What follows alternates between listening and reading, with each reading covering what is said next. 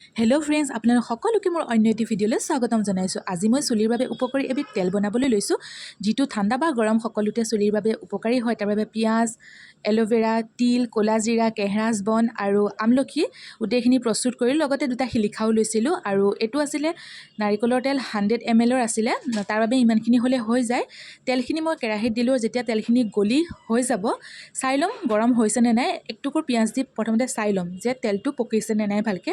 গম পালোঁ যে পকিছে। গোটেই বস্তুখিনি ইয়াত দি দিম। এতিয়া দি পেলাই অলপ মানে ধৰি যোৱালৈকে, যেতিয়া পূৰা ৰঙা পৰি যাব তেতিয়ালৈকে গোটেইখিনি ভাজিম। যিহেতুকে এতিয়া চুলি বহুত প্ৰব্লেম হয়, চুলি সৰে, চুলি ফাটে বা এনেকৈ উজ্জ্বলতাটো নোহোৱা হয়। সকলো সমস্যাৰ বাবে এইটো বহুত উপকাৰী হয়। আপোনালোকে চুলিত লগাই চাব, বহুতেই ভাল পাব। কাৰণ মই এইটো আগতে নিজৰ লগতে এক্সপেৰিমেণ্ট কৰি লৈছোঁ। তাৰপিছতহে মানে আপোনালোকৰ লগত শ্বেয়াৰ কৰিছোঁ, যাতে আপোনালোকে ইয়াৰ পৰা সুফল পাব। আপোনালোকে জবাব ফুলৰ পাত, তাৰপিছত নৰসিংহ পাত, মেথি গুটি সকলোবোৰ যদি ইয়াত দিব পাৰে, সেইবিধ আৰু ভাল হয়। মোৰ তাত সেইকেইটা নাছিল কাৰণে মই দিয়া নাছিলোঁ।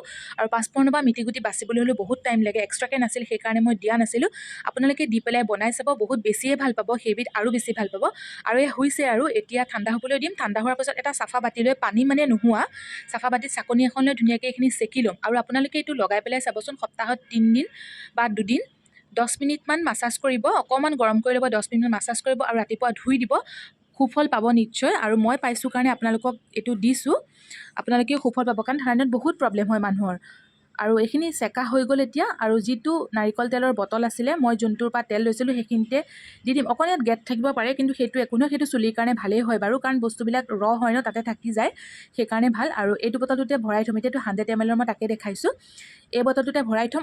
এই ভিডিঅ'টোৰ পৰা আপোনালোকৰ চুলিখিনিয়ে যদি উপকাৰ পাইছে বুলি ভাবে, তেতিয়াহ'লে মোৰ পেজটো ফ'ল' কৰি দিব, লাইক কমেণ্টো কৰিব। কমেণ্ট কৰিলে মই গম পাম যে আপোনালোকে ভিডিঅ'টি কেনে পালে, আপোনালোকক উপকাৰ কৰিছেনে নাই। নিশ্চয় ভাল পাব, কাৰণ বজাৰৰ বহুত দামী তেলতকৈ এইটো নিশ্চয় ভাল পাব। আৰু ভিডিঅ'টি শেষলৈকে চোৱাৰ বাবে বহুত বহুত ধন্যবাদ। আকৌ লগ পাম। আজিলৈ আহোঁ তেতিয়াহ'লে, বাই।